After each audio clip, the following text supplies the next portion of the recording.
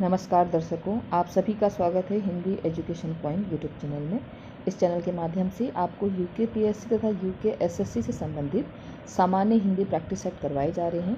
इसके साथ ही साथ आपको उत्तराखंड और हिंदी प्रवक्ता की जो प्रतिभा की तैयारी कर रहे हैं उससे संबंधित भी वीडियो यहाँ उपलब्ध है, आप प्लेलिस्ट पे जाके चेक कर सकते हैं। तो ये हमारा जो चल रहा है सामान्य हिंदी प्रैक्टिस सेट भाग 18 इससे पहले के 17 भाग आप प्लेलिस्ट में जाके चेक कर सकते हैं। ये यहाँ पर जो प्रैक्टिस सेट है ये आपके ग्रुप सी, पटवारी, लेखपाल, वीडियो, वीपीडीओ जो भी आप परीक्षा जिसमें 20 नंबर की हिंदी आती है उससे पाठ्यक्रम से संबंधित यहाँ पर महत्वपूर्ण प्रश्न हैं। अभी तक अगर आपने अन्य सेट नहीं देखे तो आप प्लीज़ ज़रूर चेक करें और अपनी तैयारी का आकलन अवश्य करें। तो आज की वीडियो को ज़्यादा लंबा न बनाते हुए शीघ्र हम प्रश्नों पर आते हैं। पहला प्रश्न है, सौदामिनी का पर्यायवाची क्या है? अगर आप सौ न छोड़ के दामिनी पर ध्यान देंगे तो आपको उसका उत्तर पता चल जाएगा, विबुध, शक्र, क्षणप्रभा या आसार। देखो, दामिनी का अर्थ होता है बिजली, बिजली, तड़ित, चपला, घनप्रिया। तो उसका सही उत्तर ऑप्शन नंबर सी, क्षणप्रभा। ठीक है, क्षणप्रभा सौदामिनी का पर्यायवाची है। अन्य नाम मैंने आपको बताए, तड़ित बिजली के पर्यायवाची हैं सब, तड़ित, चपला, ठीक है, चपला और घनप्रिया, घनप्रिया ये सभी बिजली के पर्यायवाची हैं। तो हमारा यहाँ पर आंसर क्या होगा? क्षण प्रभा। प्रभा मान होगा चमक, क्षण मतलब पल भर के लिए, बिजली ऐसी करती है ना क्षण भर के लिए, जैसे बादलों में बिजली चमकती है, तो उसका एक पर्यायवाची क्षण प्रभा भी है। बढ़ते हैं अगले प्रश्न की तरफ। अगला प्रश्न है, इनमें से विलोम शब्दों का एक गलत युग्म है, युग्म मैंने जोड़ा, दक्षिण वाम, उद्यम निद्यम, विधि निषेध या बर्बर सभ्य। तो उसका सही उत्तर है ऑप्शन नंबर बी, उद्यम और निद्यम नहीं होता है, उद्यम का विलोम होता है आलस्य। उद्यम का विलोम क्या होता है? आलस्य। बाकी दक्षिण का वाम होता है, विधि का निषेध होता है, बर्बर का सभ्य होता है और उद्यम का विलोम होता है आलस्य। ठीक है, बढ़ते हैं अगले प्रश्न की तरफ। अगला प्रश्न है, निम्न में से कौन सा शब्द तत्सम नहीं है? उर्वर, कौकड़, उलझन या कोण। तो आप सभी ध्यान देंगे, तत्सम और तद्भव शब्द भी आपके सिलेबस में है। तत्सम वे शब्द होते हैं जो संस्कृत से होते हैं और तद्भव वो होते हैं जो संस्कृत से हिंदी में आए हुए शब्द होते हैं। तो यहाँ पर जो हमारा सही उत्तर है वह है ऑप्शन नंबर सी, उलझन। ये एक तद्भव शब्द है और इसका तत्सम होगा उल्जन, उल्जन। ठीक है, ये एक साथ आएगा, उल्जन, और उल्जन का जो है तद्भव क्या होगा? उलझन। तो हमारा सही आंसर ऑप्शन नंबर सी। अगला प्रश्न है, कैवर्त शब्द का तद्भव रूप क्या होगा? तद्भव मैंने अभी आपसे कहा हिंदी में आते हैं संस्कृत से, मल्लाह, केवट, नाविक, केवल। तो उसका सही उत्तर है ऑप्शन नंबर बी, केवट। केवट का जो तत्सम रूप है वो है केवर्त और केवर्त का तद्भव रूप क्या है?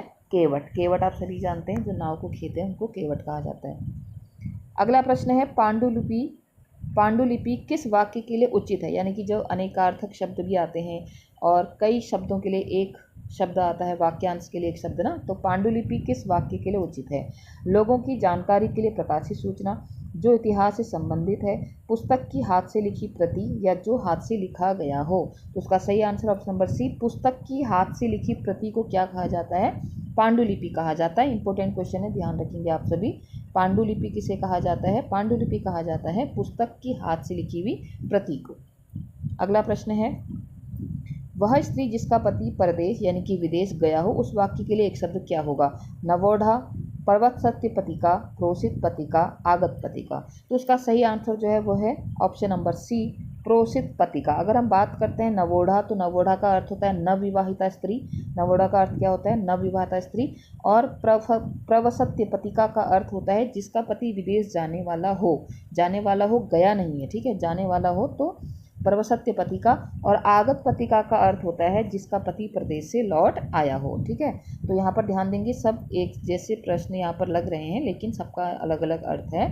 नवोढ़ा का अर्थ है नवविवाहिता, प्रवसत्य पतिका का अर्थ है विदेश जाने वाला हो जिसका पति, ठीक है, अप्रोषित पतिका जिसका पति विदेश गया हो, आगत पतिका जिसका पति विदेश से लौटकर या प्रदेश से लौटकर आ गया हो। ठीक है, बढ़ते हैं अगले प्रश्न की तरफ। अगला प्रश्न है, अनंग शब्द में कौन सा उपसर्ग है? अनंग शब्द में अन, अनन। तो उसका सही आंसर है ऑप्शन नंबर बी, अन। अब नौ के नीचे हलंत लगा है, ये हमारा सही उत्तर होगा। अगर हम अनंग की बात करें तो अनंग पर्यायवाची है किसका? कामदेव का। अनंग किसका पर्यायवाची है? कामदेव का पर्यायवाची है अनंग। ठीक है, बढ़ते हैं अगले प्रश्न की तरफ। अगला प्रश्न है, जनऊला में कौन सा प्रत्यय है? अगर आप ध्यान देंगे, जनऊला एक छत्तीसगढ़ी शब्द है जिसका अर्थ होता है पहेली। जिसका अर्थ क्या होता है? पहेली तो जनूला एक छत्तीसगढ़ी शब्द है, इसमें प्रत्यय कौन सा है? ला, उला, नौला, औला। तो उसका सही answer option number D, OLA इसमें प्रत्यय है। अगला प्रश्न है शुद्ध रूप कौन सा है? ये इंपॉर्टेंट प्रश्न है। देखिए, तादात्म्य, तादात्म्य और तदात्म्य और तदात्मक। तो उसका सही जो शुद्ध रूप है वह ऑप्शन नंबर ए, तादात्म्य। और तादात्म्य का मतलब होता है एकता, ठीक है, या अभिन्न या एकता, ठीक है, तादात्म्य। और शुद्ध रूप ध्यान रखेंगे आप, इसमें आधा त है और आधा मौ है, ऐसे ये, ठीक है। और तादात्म्य, यही मात्राओं की मिस्टेक होती है। तो फिर जो है अंक आसान से प्रश्न में चले जाते हैं। ध्यान देंगे, अगला प्रश्न है एक वाक्य जो शुद्ध है, चार यहाँ पर शुद्ध अशुद्ध वाक्य हैं, शुद्ध अशुद्ध वाक्य हैं, शुद्ध भी हैं अशुद्ध भी हैं, इसमें से सिर्फ एक ही वाक्य शुद्ध है।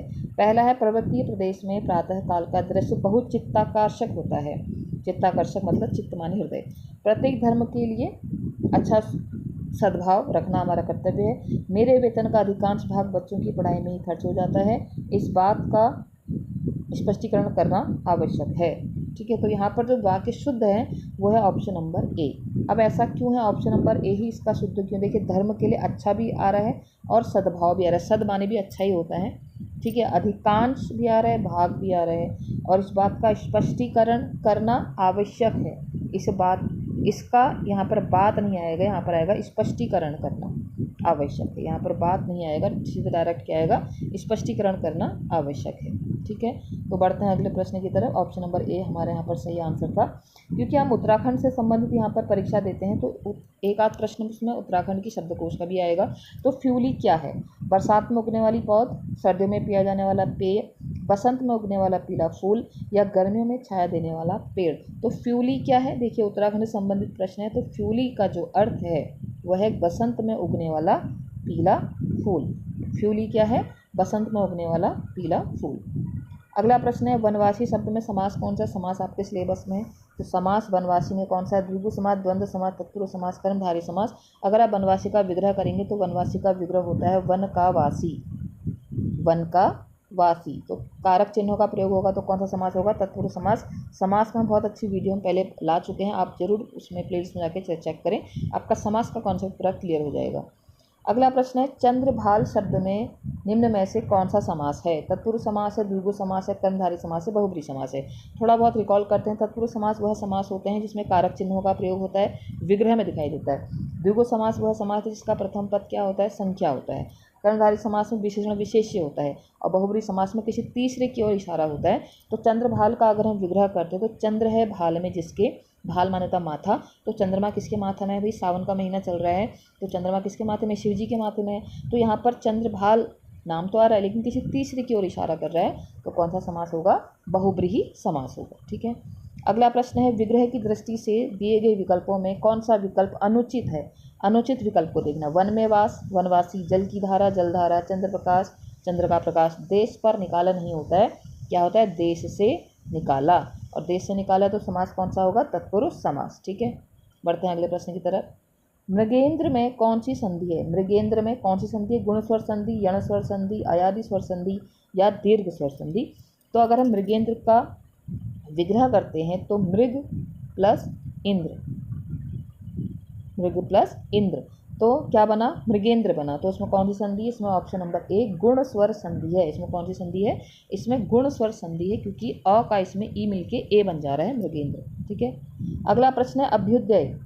अभ्युदय शब्द में कौन सी संधि है? यण, गुण, अयादि, दीर्घ। तो इसका सही आंसर क्या है?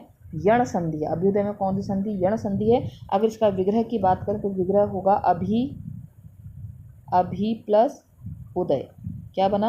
अभ्युदय, ठीक है।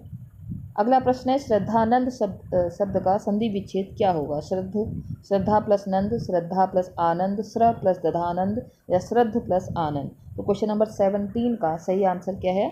श्रद्धा प्लस आनंद, ऑप्शन नंबर बी। अगर हम बात करें तो इसमें संधि कौन सी है? इसमें दीर्घ संधि है। कौन सी संधि है? इसमें दीर्घ स्वर संधि है। बढ़ते हैं अगले प्रश्न की तरफ। अगला प्रश्न है ढपोर शंख या ढपोर शंख, कहीं पर ढपोर भी आ सकता है। ढपोर शंख या ढपोर शंख मुहावरे का अर्थ क्या है? बहुत बड़ी गिनती, भारतीय शंख, विशेष तरह का शंख, या सिर पैर की बातें करना। पहली बात, मैं आपको जब मुहावरे लोकोक्ति पढ़ा चुकी हूँ तो मैंने आपको बताया था अगर मुहावरे वाला शब्द ऑप्शन में आए तो वो तो होगा ही नहीं। यहाँ भी शंख है, यहाँ भी शंख है, ये तो कट गया।